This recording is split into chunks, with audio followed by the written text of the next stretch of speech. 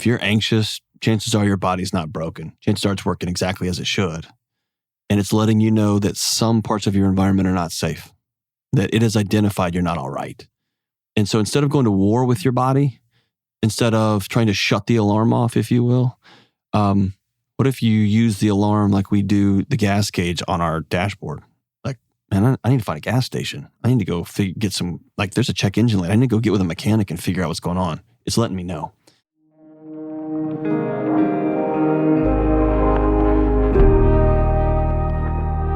We're got another talk aboutable here since we've got your book, Deloney. It's called Building a Non-Anxious Life. I was hoping you could walk us through the 6 daily choices you can make to let go of that tension, the stress, the anxiety, so you can be more peaceful and joyful. I think the countercultural message that's woven through that book is, if you're anxious, chances are your body's not broken. Chances are it's working exactly as it should. And it's letting you know that some parts of your environment are not safe, that it has identified you're not all right. And so instead of going to war with your body, instead of trying to shut the alarm off, if you will, what if you use the alarm like we do the gas gauge on our dashboard? Like, man, I need to find a gas station. I need to go get some, like there's a check engine light. I need to go get with a mechanic and figure out what's going on. It's letting me know. And so really what we've talked about through all these calls today on the show, it's woven through. I mean, y'all did a nice job kind of piecing it together for me. You have to choose reality. And we talked about it earlier. In a world where we have a economy of distraction, economy of look over here, and an economy of numb it out, your body is solving for reality. What does that mean in like cookies on the bottom shelf? Your body knows if your marriage isn't good. Your body knows if your kid walks in and goes straight to the room and slams the door. And you can say, oh, that's just kids being teens. No, your body knows. Your body knows. Your body knows if your physical health isn't whole. Your body knows if you're about to get fired. It knows. And so you can distract yourself and Netflix yourself and lonely yourself and lob grenades on the internet all day long. Your body knows. And so what if you entered into a season of let's choose reality? How much do I actually owe?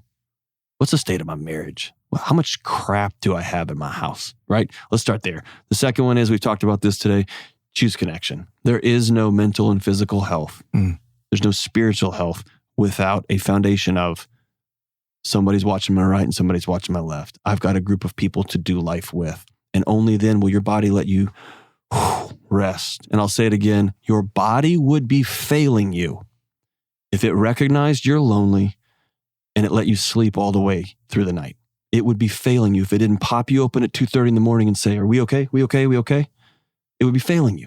It would be failing you if it recognized you're lonely and let you have a deep, connected, intimate moment with your romantic partner. It would be failing you. You don't have time for sex right now. You have time to not die, right? Let's spin the machine up. And so we're trying to solve for intimacy. We're trying to solve for sleep. We're trying to solve for, I don't feel comfortable at work. Your body's doing its job. Why aren't you safe over here? You have to choose connection. And now, can we talk about the connection a bit real quick? Because it's choosing the appropriate connection. Absolutely. Quite often what happens is we choose connections based on convenience or proximity, and then we're connected with people who are actually going to increase our anxiety. Yeah, or we choose love addiction, the great Pia Melody, right? We choose codependence. I have to have you because I breathe your air that's in your lungs. Nah, that's not what I'm talking about. I'm saying, you got my right, you got my left. Now I can go forward, right? Or now I can sit here for a minute, or now I can go backwards, right? You reminded me of my wife's podcast called How to Love. And she was kind enough to let me co-host it. She did 60 episodes of it. And there was a segment on there. We called it Terrible Love. And we would take really beautiful love songs and break down the terrible love advice that is propagated. So good, man. Because great love songs, you connect with them emotionally. But when you start to break it down logically, you realize, this is going to get me in trouble. Yeah. What's the great Sting song that if you listen to it, it's like, that's pretty stalkery, man. That's not great. That's not great. I'll be watching you. Like, I don't think that's good. I think that's good. The third one is choose freedom. And that's really what you guys do so well. If a bank is telling you what you're going to do tomorrow, if your mortgage company tells you you're going to go get your butt into that toxic job, if your boss is able to treat you like crap or able to say, here's what we're going to do, and you don't have the ability to say, all right, man, well, I appreciate that. I'm going to head out the door. I'm going to go do something else. And I'll say it. We were talking off air. My good friend Jade Warshaw, she co-hosts some of the media work I do. Her and her husband paid off $450,000. Wow. And it took them 7 years. And they lived in a 1-bedroom apartment. And they drove one crappy car. And they sold everything they had. And they postponed home ownership. And they postponed living in the city they wanted to They postponed everything because they dug a hole. And did they mean to? No. So there is no like, well, yeah, that's easy for you to say if you can. And I am not going to be a part of an ecosystem that continues to disempower people and say, hey, this happened to you a long time ago. You're broken. Someone's got to come rescue you. You're not enough. Hey, you've been marginalized for a part of your life or in a culture that marginalizes you. You're always going to be on the margins. I'll come rescue you because you're not enough. I'll just pat you on the head. I'm not going to do that. I'm going to turn the light on. I'm going to come sit with you and say, this sucks. And I'll be heartbroken with you. I'll never be able to experience your experience. I hate it. But if you want to go with me, we can go that way. Like I want to be a part of an empowerment culture. And so choose freedom with your calendar, choose freedom with your clutter, choose freedom with how many of you still have mother-in-laws telling you what you're going to do for the holidays, whether you can afford it or not, whether your family's just been through a chaotic stretch and we don't want to get in the car and drive 9 hours. Oh, you're going to be there for Christmas. What if you said, no, I'm not going to do that. We're gonna get in the rhythms of our family. So choose freedom. The next one is choose health and healing. And we've talked about that. That's your mental health. That's your physical health. Your body will sound the alarms if you're not okay. If you start every day with 4 Monster energy drinks, if you start every day with eating in a way that does not honor your body, isn't a good steward of your body, if you haven't dealt with those childhood traumas, your body's gonna sound the alarms. Not because it's broken, because it's trying to get your attention. Mindfulness, we talked about Eckhart Tolle earlier. I distill mindfulness down into 2 words, awareness and curiosity. I feel this. Wonder why I feel this. And if you can do that, I think I'm going to punch this guy in the mouth. I think I'm going to quit buying from this company because their CEO said this. I feel this way. Why do I feel this way? I'm not just going to run out and burn a building down. I'm not going to run out and cancel. I'm going to feel it. And then at the end, I might say, yeah, I think I'm gonna choose to not do business with them. Awesome. But you hear my voice? It's a voice of peace. It's a voice of, no, I made a conscious choice. It's not joining the mob, right? And then the final one, and this was the hardest chapter to write, guys. I'll paint a picture before I say it, okay? So I've read great thinkers on the left and great thinkers on the right. And there's a groundswell of conversation, whether it's about evolutionary psychology or whether it's about theology. For every human in human history, they walked outside of their tent and they looked up to the sky and they looked at their God, singular, their gods, plural. They looked at the universe, whatever you want to say, something bigger than them. And they took a knee and they said, dear God, please rain or my family will die. Please don't flood or we're done. Right? And in the last 200 years, we solved for food. We figured it out. The last 200 years, I can turn a knob and water just comes out of my faucet. I can just go to the bathroom in a porcelain little throne and it just takes it away. It takes it somewhere else. I don't have to deal with it. Somebody picks my trash up. Now, the last 10 years, 5 years, I can pick up a little device and I can just push a button and they drop food off at my front door. Right? I don't have to build anything. I don't have to solve for anything. In that transition, we've become very, very arrogant. And if you follow the great psychological theories, especially the ones at the beginning, all focused on one landing point, self-actualization. When you get this and you solve for this, you solve for this, solve for this, then the self can be the center of the universe. And if you go back and read Jung, you go back and read some of Freud's work, we're there. We're self-actualized. We have everything. And we're going stone mad because the self was never intended to hold up the universe. And so I don't prescribe. I'm a Christian guy. It's my family's faith tradition. And often, if I'm being honest, I don't fit in my own tradition a lot. I don't care what it is. You have to choose belief because if the self believes it is holding up the universe, it will implode on itself because it can't carry that weight. So I've got friends who are great friends. Our families play together. Our kids love each other. And they are as atheist as the day is long. And I love them. And they believe in life, birth and life and death and that cycle of nature that starts over. And you become part of the soil and the trees grow up and the whole thing starts. Oh, beautiful.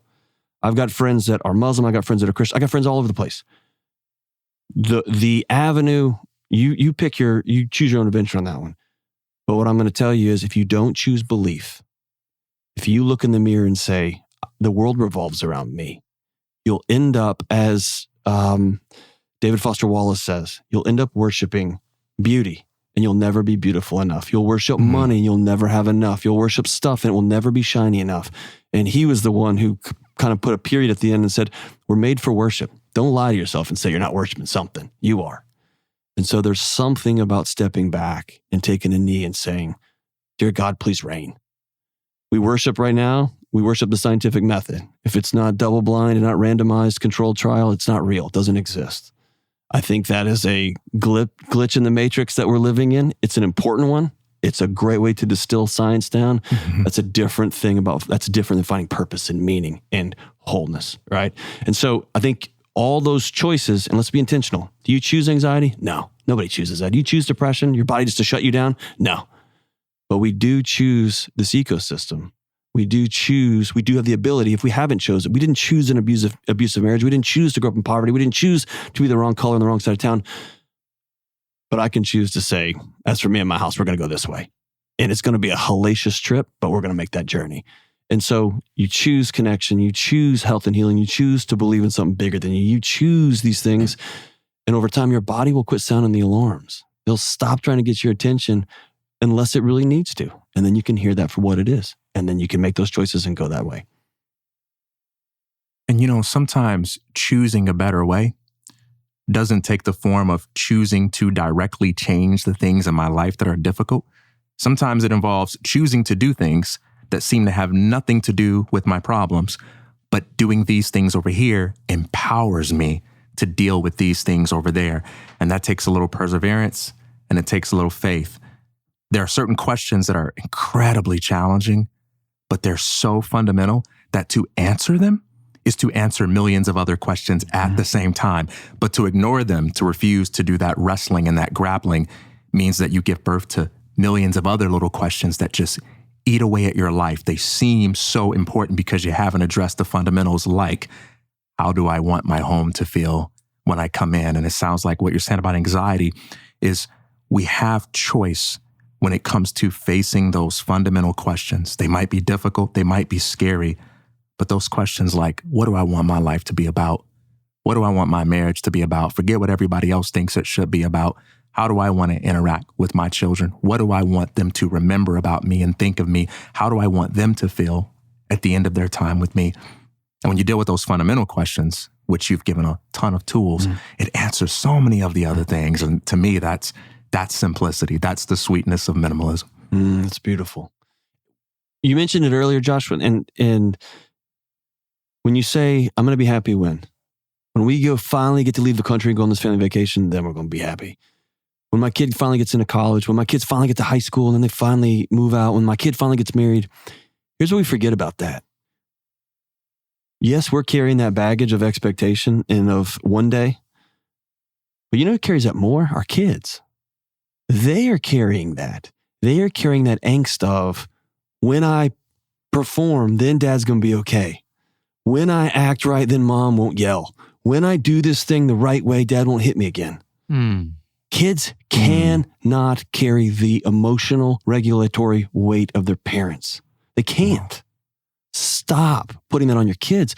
That's how stuff rolls generation to generation to generation. And so when you're talking about work anxiety, I don't like my job, I don't like my job, I don't like my job. It's often not a conversation about jobs. It's often a conversation about, well, if you didn't have 2 car notes and you had made peace with a used Camry life, your whole house would feel different. And then when your boss said, you're going to go do this, you could go, I ain't going to do that. Like, no, I'm not going to do that. Right? Yeah. You think it's about, I need a well space in my work and I need my boss to do this. You need to make peace. You're a Corolla guy. I had a fascinating conversation when I was writing this book. My son's a little league coach. He's an awesome guy. He is a rad dude. And we have very different lives, but we've become friends, and our kids are kind of growing up together now. And he works as a IT guy at a local middle school. And we were talking, and I asked the terrible question. I asked you this earlier. Hey, what do you do? All right. As though I'm trying to judge you. Who are you? What do you do? What's your trade? How much money do you earn so I can compare you to me on the socioeconomic ladder? There you go. And he said, I work IT in middle school. And I said, awesome. He's a veteran, brilliant guy, smart guy, hard worker. And I said, cool, man. So like, what's next? You're going to like become the chief information officer of the school district? Like, what's the goal? And he said, oh man, I'm in my dream job. I was like, what? And he said, man, I get to help teachers with their smart boards and all this technology they keep shoving at them so they can teach these kids. Every day people are asking me to come help. I get to help kids learn in school. And the way he started talking about it, and I remember thinking my show had just taken off in a wild way. And we had just written a book that was selling well. And I had the metrics. And I remember thinking, I don't have that. I don't got that. Because he was in. But here's what that meant. Because let's be true to the conversation. He didn't make enough money. He didn't make a lot of money. Yeah. Made enough. He didn't make a lot.